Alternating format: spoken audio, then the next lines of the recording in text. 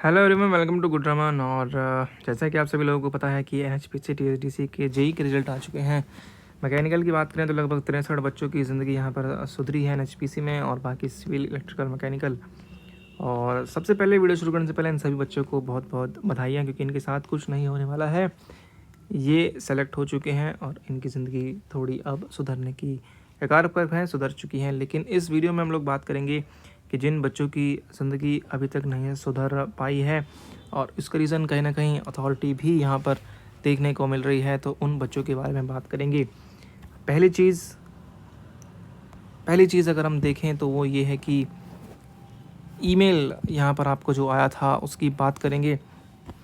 Email से पहले बात करते हैं एग्ज़ाम की। तो देखिए, सबसे पहले इन्होंने जो एग्ज़ाम है वो ये फॉर्म की लास्ट डेट के 10-15 दिन के अंदर ही लेते हैं। ये एक आपके साथ प्रैंक हो गया था। तो ये पहला प्रैंक जो आपके साथ अथॉरिटी ने किया था।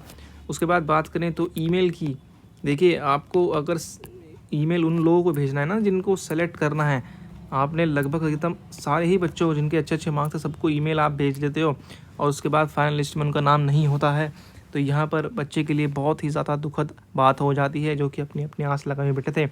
बहुत से ऐसे बच्चे हैं जिनका रिजल्ट के बाद आंसू निकल रहे हैं, रो रहे हैं, पारिवारिक स्थिति सही नहीं है, जिनको थोड़ी सी उम्मीद जगी थी कि मेरे पास ईमेल आया है तो मेरे सिलेक्शन के चांसेस हैं।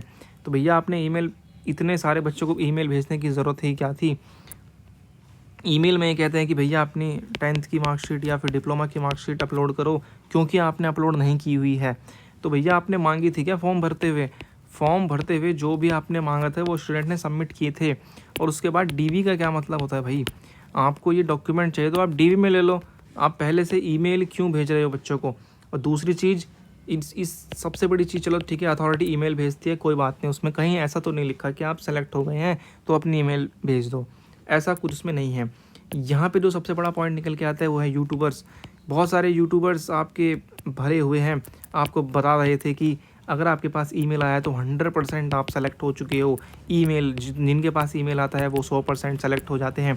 तो सबसे पहले इन यूट्यूबर्स को आप पकड़ो जिन्होंने आपको मिसगाइड किया है कि 100% आपका सिलेक्शन हो चुका है। क्योंकि बहुत से बच्चे अब जिन्होंने कुछ उम्मीद जगाई थी कि हमारे पास ईमेल आया है, हम जेई बनने वाले हैं, हमारे परिवार की स्थिति सुधरने वाली है, उन सभी के साथ जो प्रैंक इन यूट्यूबर्स ने किया है, इनको सबसे पहले आप जा करके पकड़िए। यहाँ पे मैं इसका एग्जांपल आपको दिखा सकता हूँ अभी के अभी लाइव।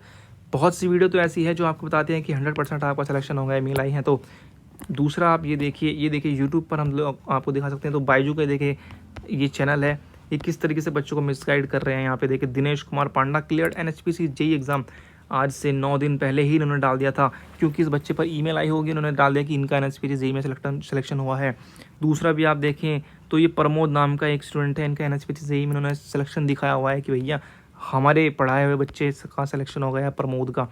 तो देखिए, पहले इस तरीके से बच्चों को ये मिसगाइड करते हैं। और अगर आप एनएचपीसी की रिजल्ट में देखेंगे तो कहीं भी इनका नाम नहीं है, ना इस प्रमोद का नाम है, ना ही दिनेश कुमार पांडा स्टूडेंट का नाम है। दोनों का नाम कहीं से कहीं दूर दूर तक भी पूरी लिस्ट में किसी भी ब्रांच में इनका नाम नहीं है। तो और ये पहले ही क्लेम कर देते हैं, पहले ही बच्चों को इतना खुश कर देते हैं।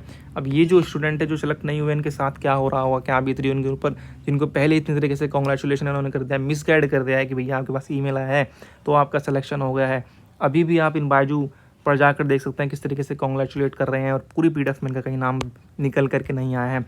तो इन यूट्यूबर को आप जा करके पकड़िए, इन बायजूस या फिर कोई भी यूट्यूब है ऐसा पार्टिकुलरली, वो तो दिख ही रहा है, आप लाइव ही आप देख सकते हैं कि बायजू के चैनल पे इन्होंने पोस्ट डाली हुई है। और जिस भी यूट्यूबर ने आपको कहा था कि आपके पास ईमेल आया है तो 100% आपके चांस है सिलेक्शन के, तो भैया उनको ज़रा समझाइए कि थोड़ा माफ़ी मांगे, बच्चों की भावनाओं के साथ खेलना बंद कर दें। तो ये पॉइंट निकल के आया है। अब मैं बात करता हूँ मेन रिजल्ट की। तो देखिए, एनएचपीसी टीएचडीसी रिजल्ट तो निकल के आया है, लेकिन यहाँ पे आप देख पाएंगे तो बहुत सारे कॉमन बच्चों के नाम हैं। यहाँ पे आप देख सकते हैं, अगर मैं आपको मैकेनिकल का ही दिखा दूँ, सिविल में भी, इलेक्ट्रिकल में भी और मैकेनिकल में भी हर तरीके से कॉमन बच्चे निकल कर के आए हैं। यहाँ पे आप देखिए ये सौरभ सिंह है, यहाँ पे आप देखिए सौरभ सिंह, रिंकी गुप्ता, और यहाँ पे आप देख पाएंगे दूसरी तरफ रिंकी गुप्ता, और यहाँ पे आप उदय प्रताप मौर्य, आप देखिए उदय प्रताप मौर्य। इस तरीके से लगभग 21-22 बच्चों हैं, 37 में से 21-22 बच्चे कॉमन हैं। तो कोई डिपार्टमेंट तो खाली रहना श्योर है, या तो एनएचपीसी खाली रहेगा या टीएचडीसी खाली रहेगा। अगर ये बच्चे टीएचडीसी ले लेते हैं तो टीएचडीसी खाली रहेगा। टीएचडीसी भरेगा, एनएचपीसी खाली रहेगा। अगर ये एनएचपीसी लेते हैं तो टीएचडीसी खाली हो जाएगा। तो भैया आप ऐसा काम करते ही क्यों हो कि आपको वेटिंग लिस्ट निकालनी पड़े। देखिए एनएचपीसी से कोई शिकायत ज़्यादा नहीं है, इन्होंने टॉपर बच्चे उठाए, नीचे इन्होंने इनकी कट ऑफ दे दी कि भैया इतने पे सिलेक्शन हुआ है, ये टॉपर है, बहुत बढ़िया रिजल्ट है, ठीक है जी। अब चूंकि ये कॉमन लिस्ट बन चुकी है तो आप सोच रहे हो कि वेटिंग लिस्ट निकलेगी, तो एनएचपीसी की साइट पर अगर आप रिजर्व पैनल में देखेंगे जो बीटेक वाले बच्चे हैं, यहाँ पे आप देख लगभग 7वां जुलाई से इनकी जो है 3rd फेज़ 4th फेज़ ऐसे कर करके 5th फेज़ ऐसे कर करके ये वेटिंग लिस्ट से बच्चों को भर रहे हैं। तो आप क्या पूरा 2024 इसी आस में बैठे रहोगे कि भैया हमारा कब हमारा 3rd वेटिंग लिस्ट में नाम आ जाए, कब हमारा 4th वेटिंग लिस्ट में काम आ जाए, कब हमारा 5th वेटिंग लिस्ट में नाम आ जाए। क्या आप एक बार आपको बता दो ना कि भैया आपका सिलेक्शन हुआ नहीं है, तो आप अपना दूसरा गोल, अपना स्टेट जेईई का एग्ज़ाम, एसएससी जेईई एग्ज़ाम या दूसरे किसी एग्ज़ाम, बार्क के एग्ज़ाम पे फोकस करें एक मंचित करके। या फिर आपका पूरा 2024 ऐसे ही निकलने वाला है कि इसकी साइट को आप रेगुलरली चेक करोगे भैया 3rd वेटिंग लिस्ट में हमारा नाम आ गया क्या, 2nd वेटिंग लिस्ट में हमारा नाम आ गया क्या। यहाँ पे आप बीटेक वालों की देख सकते हैं लगभग जुलाई से इनकी वेटिंग लिस्ट की प्रक्रिया जारी है, तो लगभग पूरा 2024 तो फिर आपका ऐसे ही गुजर जाएगा। हालांकि चलिए कोई बात नहीं, वेटिंग लिस्ट अच्छी चीज़ है, अगर ये कुछ भी कर रहे हैं वेटिंग लिस्ट दे रहे हैं। एनएचपीसी से कोई शिकायत नहीं है क्योंकि उन्होंने टॉपर उठाए हैं और उनकी कट ऑफ बता दी है। सबसे बड़ा झोल जो निकल के आ रहा है वो है टीएचडीसी। यहाँ पे आप लोग देख सकते हैं टीएचडीसी का मैंने मैकेनिकल ग्रेड खोला हुआ है, इन्होंने कहीं भी कट ऑफ मेंशन नहीं की हुई है। दूसरी चीज़ एनएचपीसी की मैं बताऊँ तो टीएचडीसी की, तो टीएचडीसी में स्टेट स्पेसिफिक वैकेंसी थी, टीएचडीसी में उत्तराखंड की अलग थी और यूपी की अलग थी, तो इनकी तो सेपरेट कट ऑफ बननी चाहिए ना, इन्होंने तो कट ऑफ ही नहीं दिखाया, सेपरेट तो बहुत दूर की बात। क्या टीएचडीसी ने ऐसा किया है कि इन्होंने टॉपर बच्चे उठाए हैं, जो यूपी उत्तराखंड के कंबाइन हैं उनके टॉपर बच्चे उठा लिए और उनको अल्फ़ाबेटिकली अरेंज कर दिया। इन्होंने क्या ऐसा सिस्टम किया है भैया, क्लियर तो कर दो ना अब कि आपने किस तरीके से बच्चे का सिलेक्शन किया हुआ है।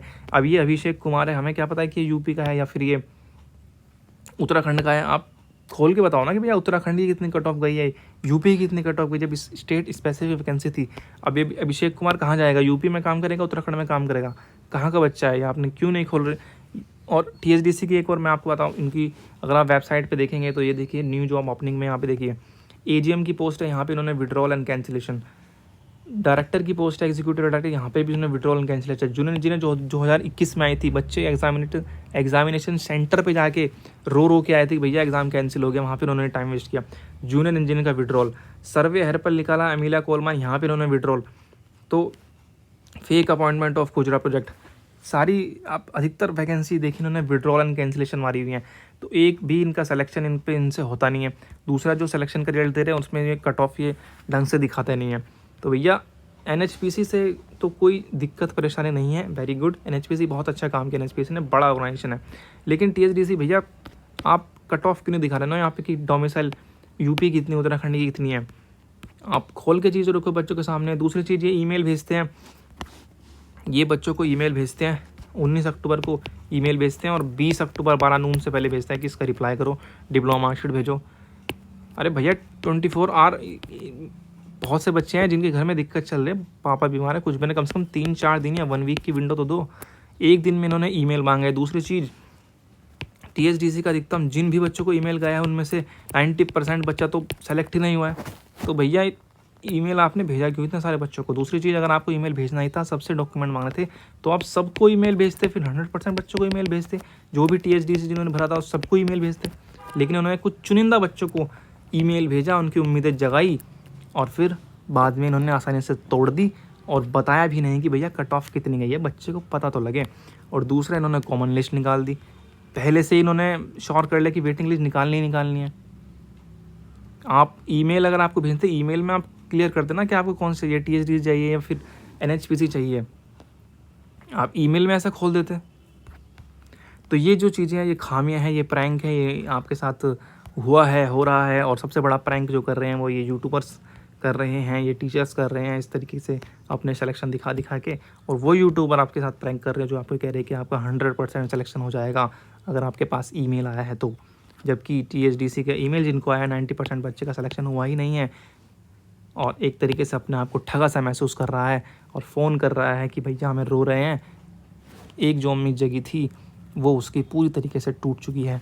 बाकी जिन बच्चों की ज़िंदगी सुधरी है इस वजह से, तो उनको बहुत बहुत धन्यवाद। हालांकि इनमें से कुछ बहुत सारे स्टूडेंट ऐसे हैं जो शायद THDC भी ज्वाइन ना करें, NHPC भी ज्वाइन ना करें, क्योंकि स्टेट में भी जेई की वैकेंसी आ रखी है।